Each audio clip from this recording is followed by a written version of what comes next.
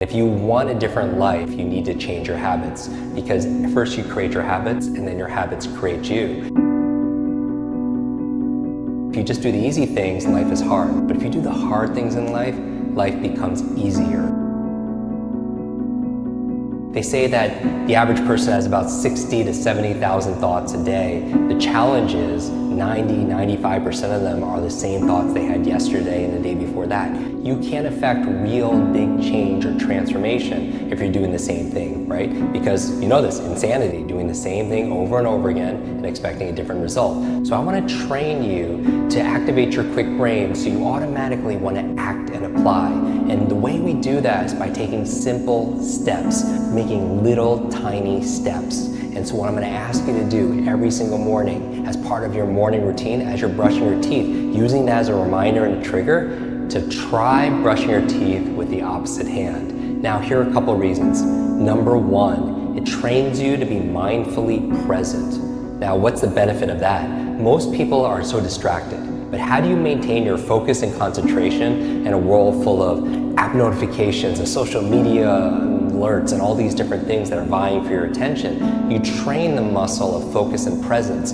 So when you're brushing your teeth with the opposite hand, it forces you to be in the moment. And that power of presence, that presence of fitness, the attention muscle that you're building to make it really fit, that will show up when you need to be present, when you're remembering someone's name, when you're reading something and you get easily distracted. It trains those muscles to be present with what you're reading and also studying. So that's number one. It trains your presence and mindfulness. The second reason you want to use the opposite hand is there's research done at Duke University, the Department of Neuroscience and Biology, by Dr. Lawrence Katz. He wanted to find out how to keep seniors' minds alive as they aged. And what Dr. Lawrence Katz found was simple exercises like eating with the opposite hand or brushing your teeth with the opposite hand, where you're challenging yourself.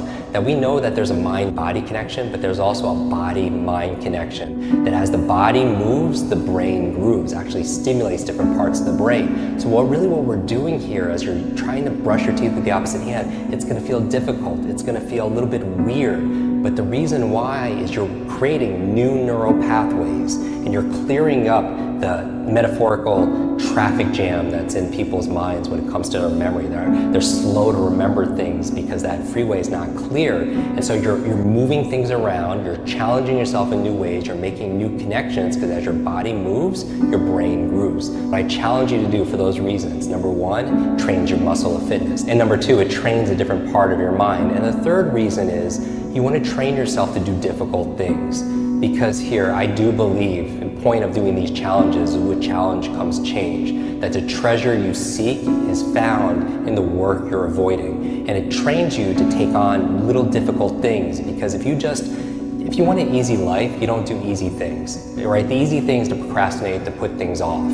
But the hard thing is to do the hard things, is to do the work that you need to do. Because if you just do the easy things, life is hard. But if you do the hard things in life, life becomes easier. So you're training yourself in the first thing in the morning to do something difficult because you're training your muscles. So maybe it shows up in the areas where you need to make a sales call, or you need to give a presentation, or maybe you need to fire somebody, have a difficult conversation with them. And so because you built that muscle of grit, so that's the third reason. If you want a different life, you need to change your habits, because first you create your habits and then your habits create you. And so if you get really good doing new things and creating new habits, what other things can you do? Maybe you could create a habit of mindfulness, a habit of saying I love you, a habit of eating the right food, a habit of working out every single day. So at a meta level, you've developed a habit of creating